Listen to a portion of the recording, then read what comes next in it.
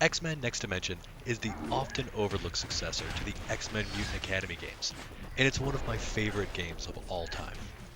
I've been playing this hidden Kusage gem for over 20 years, and it feels like every time I hit the lab, I find something new.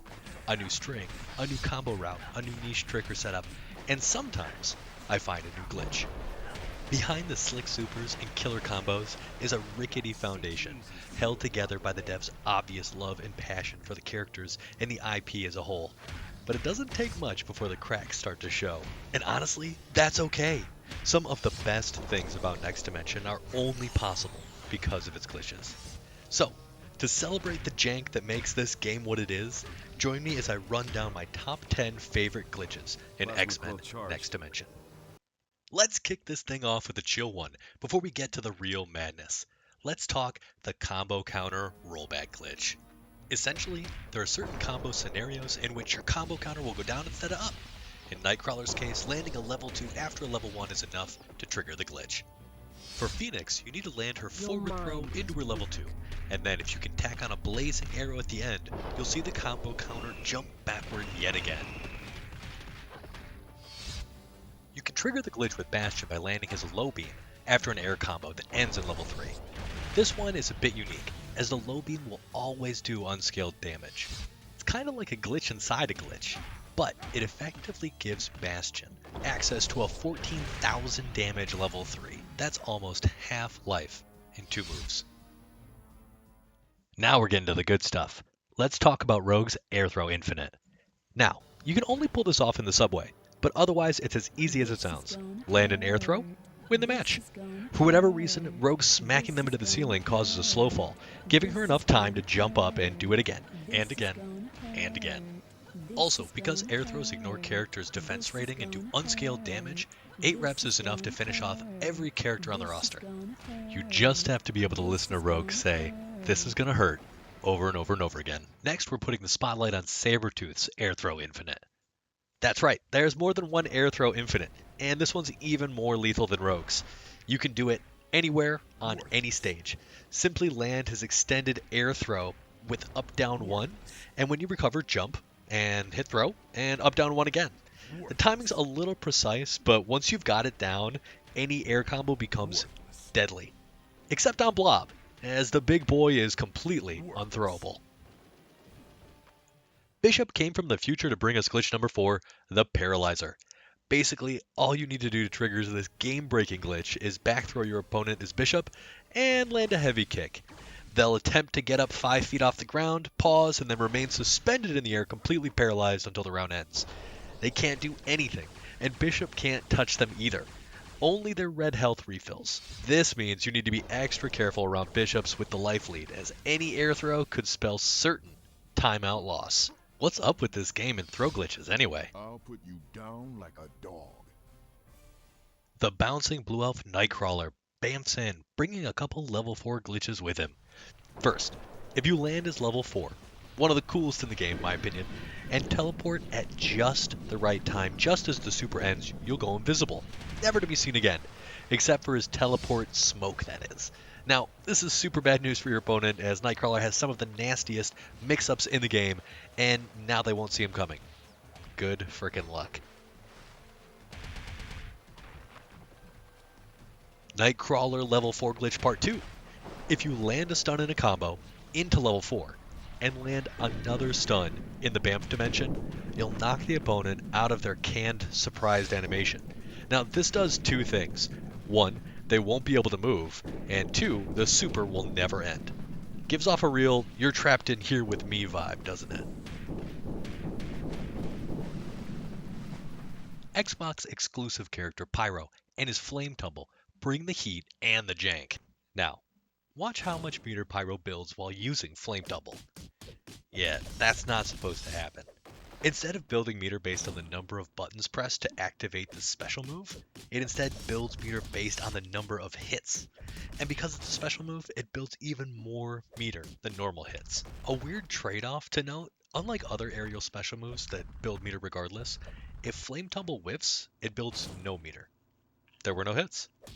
This meter build glitch lets Pyro build enough meter in a single combo to end it with a level 4.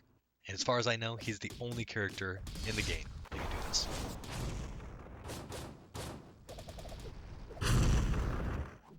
The Skywalker glitch really brings me back. I showed this bad boy off in one of my earliest Next Dimension videos, way back in 2014. To pull this glitch off, you need to ratchet up the gravity scaling, so do a long combo. Then, end it with an air seek. If the combo was long enough and the gravity scaling was high enough, they'll hit the ground before they're launched. If you did it right, the computer will register your opponent hit the ground and stand them up, but do it 25 feet in the air at air seek height. And a lot like Bishop's back throw glitch, they won't be able to move. They're completely paralyzed, and the only way that they come down is if you decide to jump up and air throw them. Worthless. Next up is Gambit's round start glitch.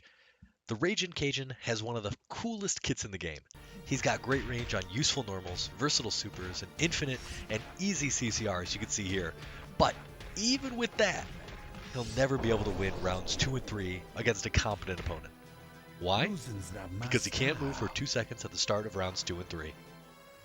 Yeah, I'm holding up back here, by the way. And here. And here. And here! And this is just a taste of what can happen if your opponent has half a brain and some meter. I'm not sure how such a game-breaking bug made it into the final build, but it's here to stay. Know this. If you're picking Gambit, there better be house rules, otherwise you're in for a rough time.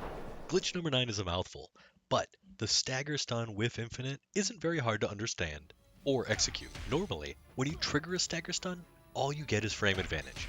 The game literally won't allow you to continue your combo, despite how hard Cyclops tries here. Not even the fastest supers will work. However, the simple act of whiffing a move in a string, such that the first attack whiffs and the second connects, breaks through this arbitrary protection and gives nearly every character in the game an easy as heck infinite. Many get more than one. For example, Cyclops can just back 2-1 forever. Now, to be fair, these infinites are more annoying than dangerous, as they quickly reach max damage scaling and will eventually end at the wall.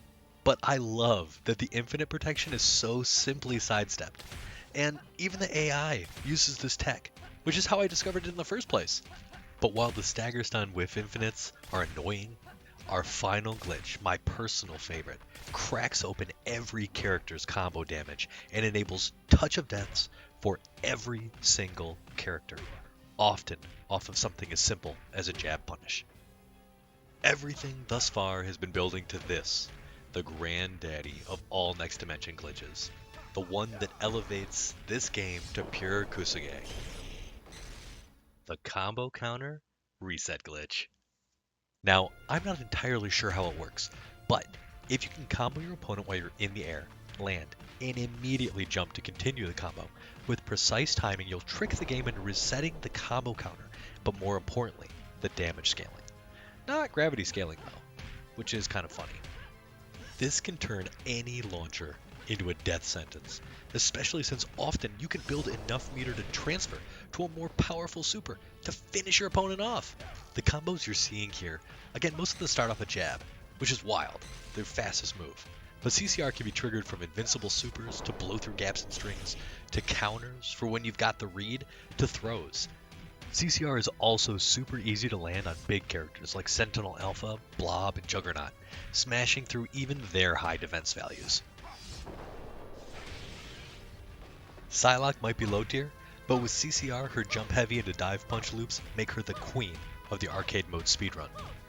The loop is fast, damaging, and extremely consistent. I see the combo counter reset glitch as the great equalizer, and I think that's what makes this my favorite glitch. If CCR wasn't around, the tiers would probably be way more heavily stratified, but with it, every single character stands a fighting chance against high tier threats.